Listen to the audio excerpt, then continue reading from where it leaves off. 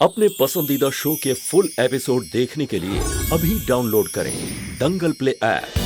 है मेरे हमसफर।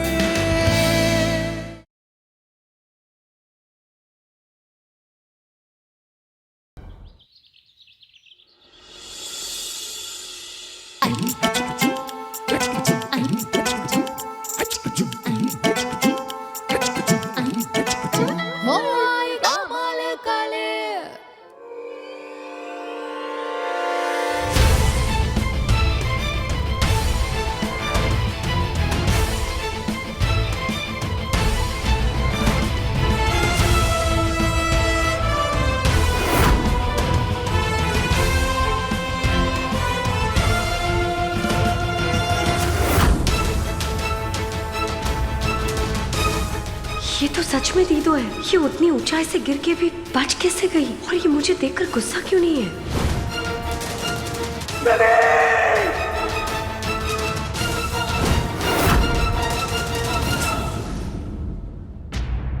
इसे पहचान लो, ये तुम्हारी छोटी बहन है पायल, जो वेद के साथ शादी करना चाहती थी।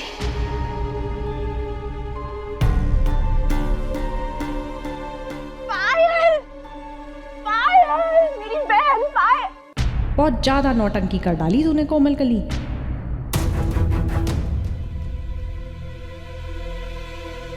कैसी है तू पायल? और तू यहाँ गली में कैसे रह गई? अंदर क्यों नहीं आई? कहीं गिरने के कारण दीदू की याददाश्त के लिए क्या? दीदो, आपको याद है ना मैंने आपके साथ क्या किया था? ये किस बारे में बात कर रही है छोरी? मुझे सब कुछ याद है, मैं कुछ नहीं भूली।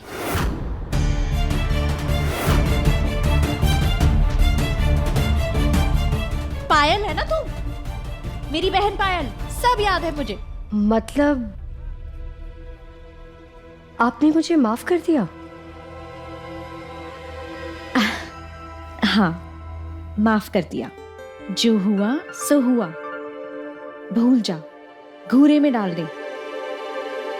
तू घर जा, मैं अभी आई। अब नहीं दीदो, आप चलो ना मेरे साथ। मुझे बहुत अजीब लगेगा अकेले उस घर में जाने में। एक सेकंड को अकेले छोड़ दे मारी माई, मारे को गला गीला करनो है। क्या हुआ दीदो, नहीं ले चलेंगी आप मुझे? अरे ऐसी क्या बात हो गई? अच्छा ठीक है, चलते हैं। चल।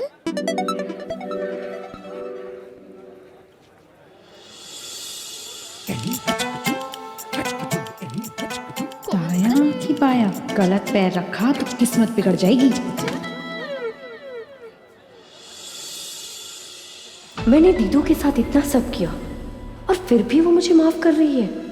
मेरी वजह से वेद जी इस हाल में है, फिर भी नहीं, कुछ तो गड़बड़ है। पक्का दीदू की याददाश्त पर असर पड़ा है। अब मुझे पता करना होगा दीदू को कितना याद है और कितना नहीं। उसी से पता चलेगा कि मेरा नाथद्वारा में रुकना ठीक है या नहीं। इसकी वजह से हमारी तलब पूरी ना हो पाई। कीड़े पड़े, कुकरू काट जाए।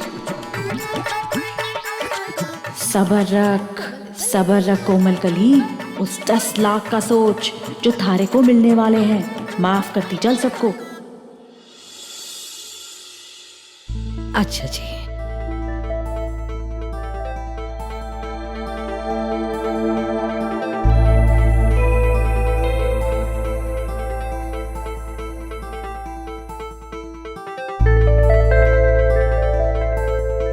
समधन जी नमस्ते। नमस्ते समधन जी, माफ कीजिएगा, वो महिला मंडल से कविता बहन आई थी, उनसे मिलने चली गई थी। लेकिन विधि कहाँ है? वो हमारे साथ ही थी, पायल को लेने गई है। वो गली में खड़ी थी ना। फिर बेवकूफी की इस कोमल कली ने। बताया था मैंने इसे कि विधि की बहन ने विधि को बहुत परेशान किया था। इसे कुछ याद ही नहीं रहता। आपको बुरा तो नहीं लगा ना?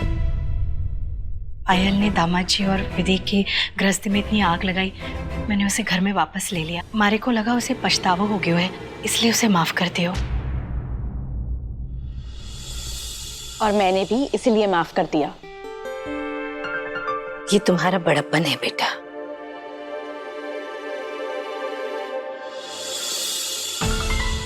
सच सच बताओ पायल, वेद जब तुम्हें पहाड़ी पर लेकर गया था, उसके बाद क्या हुआ? विधि के साथ क्या हुआ? वेद की इस हालत का जिम्मेदार कौन है? कसम से आंटी जी, मुझे कुछ नहीं पता। वेद जी और मेरी यही बात हुई थी कि वो दीदों के अलावा कभी किसी के नहीं होंगे। इसलिए मैं भी समझ गई कि मेरी इतनी कोशिशों का कोई फायदा नहीं होने वाला। फिर मैं घर वापस आ गई, माँ से माफी मांगी और तब से तो मैं बस घर पर ही हूँ। मुझे नहीं पता कि दीदो कहाँ गई, वेद जी के दिमाग पर असर कैसे हुआ। तुम जितनी सीधी बनने की कोशिश कर रही हो ना पायल, उतनी हो नहीं, ये मैं अच्छी तरीके से जानती हूँ। पर अफसोस की बात ये है कि वो जो दो लोग सच बता सकते थे ना, वो सच बताने की हालत में नहीं है। विधि गायब है और वेद बेचारा इस हालत में नहीं है। पर आज के बाद तुम मेरे घर नहीं आओगी। हाँ आंटी जी, अब भला मैं उस घर में आकर क्या करूंगी?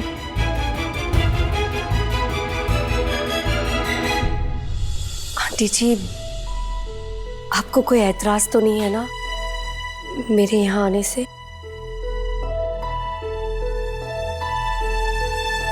जब तुम्हारी माँ ने माफ कर दिया, तुम्हारी बहन ने माफ कर दिया, तो मैं कैसे मना कर सकती हूँ तुम्हें इस घर में आने से? चलो विधि बेटा, तुम्हारी माँ को वेद से मिलवा देते हैं। जी। पायल यही इंतजार कर लेगी।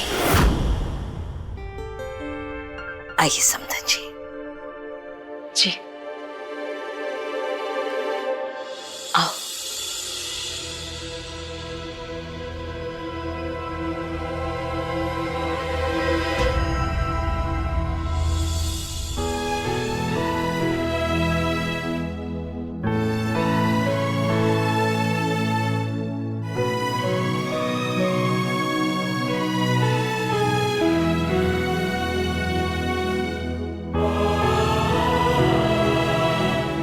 देखना जमाई साहब, विधि आ गई है ना, ये आपको बहुत जल्द ठीक कर देगी।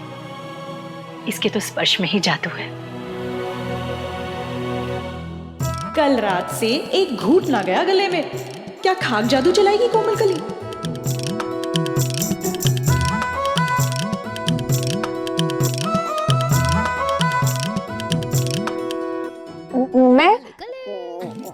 मैं कैसे ठीक कर दूंगी?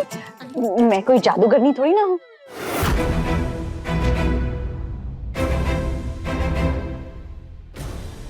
पर विधि बेटा, ये तो तुमने पहले भी किया था, याद है ना? कैसे अपनी जान पर खेलकर सावित्री की तरह अपने सत्यवान को बचा कर ले आई थी। अब ये सावित्री सत्यवान कौन है? ये क्या कहे तू? हाँ, जिस विधि को वेद और उपनिषद की सारी कहानियां जुबानी याद थी, ये ऐसा सवाल करे? हंस गई तू कोमल कली। अब जवाब जल्दी कुछ सोच।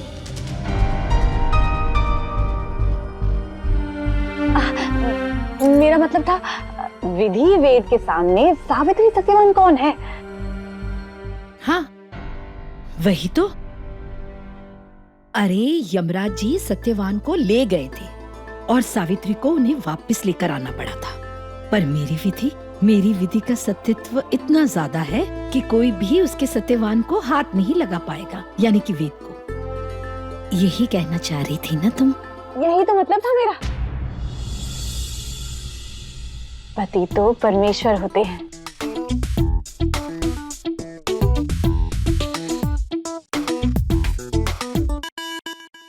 तो चिंता ना कर विधि, देखना तो वेद जी को जल्द ठीक कर देगी। हमारे बरसों की पूजा का फल तारे को जरूर मिलेगा, हमारे को यकीन है। अच्छा, चलते हो। नहीं नहीं, मैं बाहर तक आती हूँ ना आपको छोड़ने के लिए, लेकिन मुझे जरा विधि से एक दवाई के बारे में पूछना है। जी, मैं भी पायल को देख लूं। जी।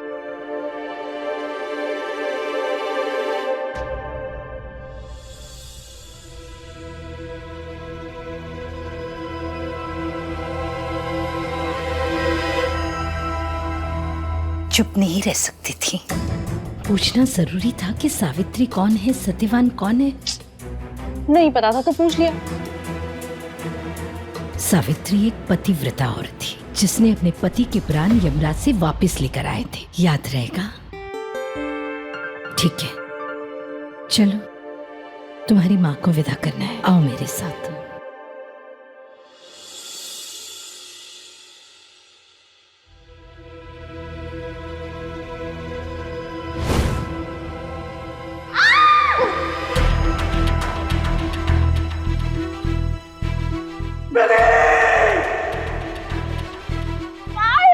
मेरी बहन पायल।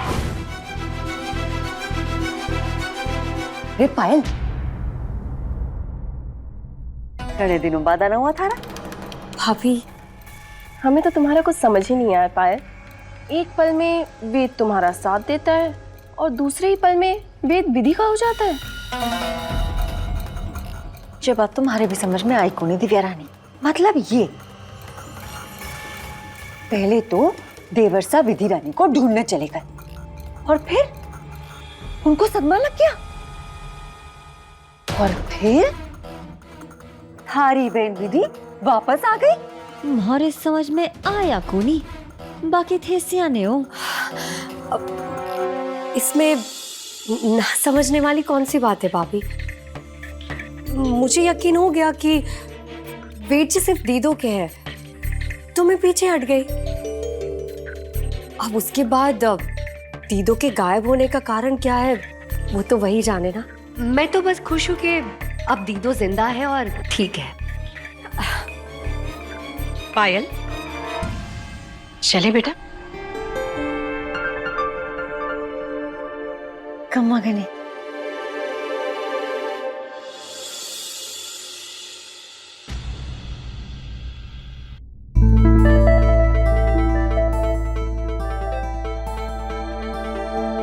चलते हैं समधन जी। जी। जीती रहे बेटा। प्रणाम माँ। हमारी प्यारी बहना, आती रहना बहना।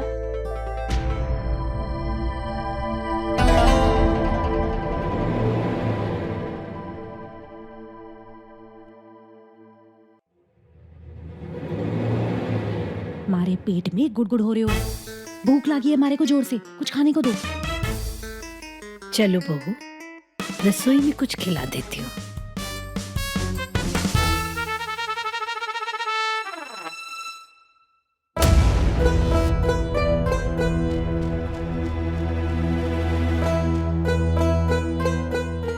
जे इसकी कमर में कहीं चमक रही हुए, जे तो कुछ कटार जैसा लग रही हुए हमारे को। अरे विधि रानी, क्या हुआ भाभी साहब? आपने पीछे से आवाज क्यों दी? जिस साड़ी तो घड़ी चोखी लग रही है। सिर्फ साड़ी अच्छी लग रही है, मैं नहीं। ना जी ना, फिर भी बड़े चोखे लग रहे हो। मैं तो हमेशा ही अच्छी लगती हूँ। पर जे पटली कैसी बनाई है विधि रानी? मैं खाली पटली ठीक कर देती हूँ। हाँ,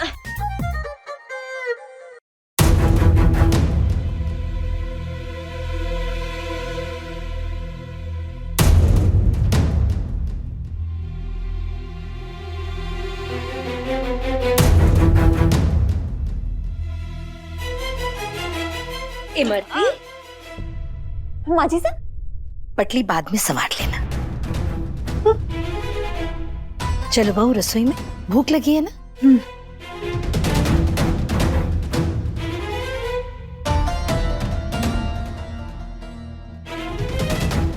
माँ जी साहब घनी सियानी बन रही है, कुछ तो बात जरूर है। जरा सोच इमरती। क्या था वो?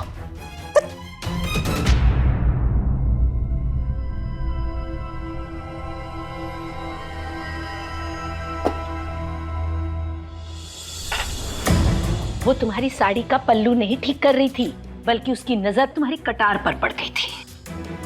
बस वो जांचने आई थी। अगर पकड़े जाते ना तो भांडा फूट जाता। तुम इसे उतार कर कहीं रख क्यों नहीं देती? कटार बिना हमारे को खाली खाली सा लगे, जैसे थे लोग 6-6 किलो के कंगन पहने हो, वैसे मारे लिए मारी कटार। थारा कंगन आफत को पास बुलावे है, मारा कंगन आफत को दूर करे है। पर तुम अब विधि हो, और विधि ना कटार लेकर नहीं घूमती थी। तुम इसे उतार करके अलमारी में बंद कर दो। उतारना है तो 5,000 रुपए लगेंगे। 5,000 किस लिए? इनकम टैक्स और जीएसटी भी जावे है मेरा।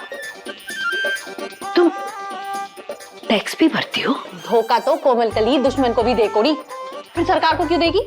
पैन कार्ड है हमारा।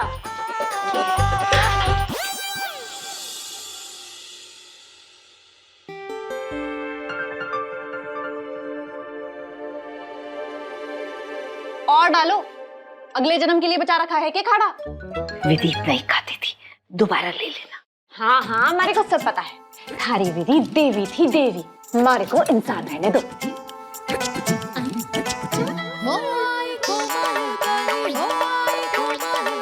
फीका खाती थी ना थारी विधि।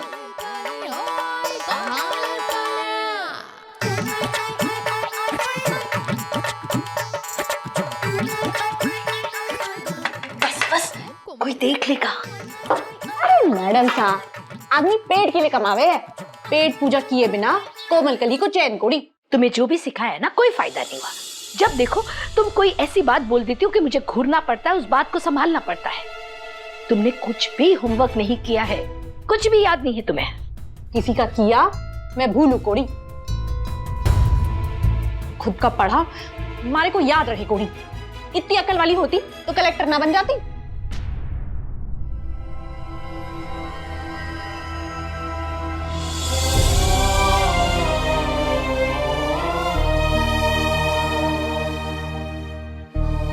मेरी विधि IAS पास करके कलेक्टर बनना चाहती थी।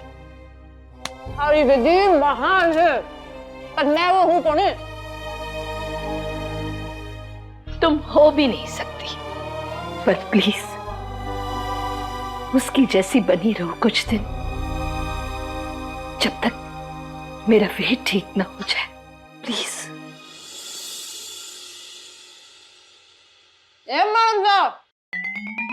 500 रुपए देती जाओ। 500 रुपए? किस लिए? मारे को डांटा, पर गाली थोड़ी दी है। इसीलिए सिर्फ 500 रुपए मांग दी हूँ। गाली के 1,000 रुपए है। रेड करनी पड़ा मारा। लगता है होमवर्क तो आपने भी किया घोड़ी।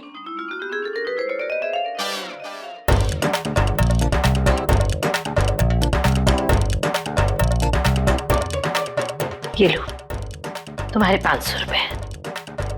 और हाँ, दूध याद से पी लेना।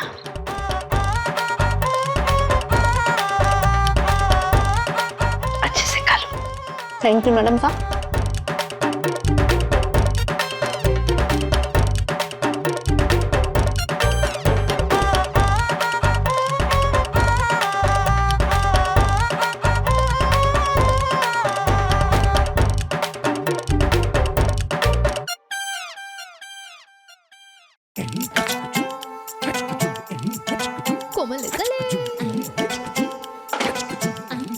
भाभी साहब, बाहर से कुछ लाना है क्या? मैं ले आऊंगा। नहीं, क्यों? नहीं, आप पैसे गिन दी थी ना, तो मुझे लगा कुछ लाना हो बाहर से। मैं एक काम कर, तू भी रख ले सब। भाभी साहब, पीछे मारे को क्यों दे रहे हो? गरीब गरीब भाई भाई। ऐश कर। सर पे चोट लगने का असर है ये सब। हे श्रीनाथ जी, हमारी भाभी साहब को जल्दी से अच्छा कर दीजिए। जय श्री कृष्णा, जय श्री श्याम।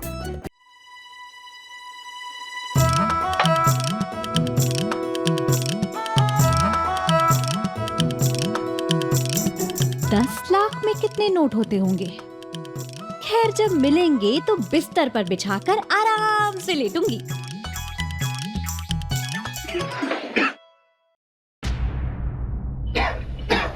लगता है ये सेवा करवा कर ही मानेगा।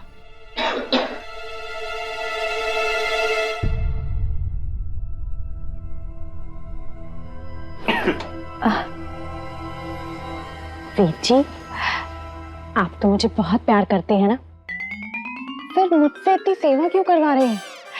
आप जल्दी से ठीक हो जाइए, फिर मेरी सेवा करिए।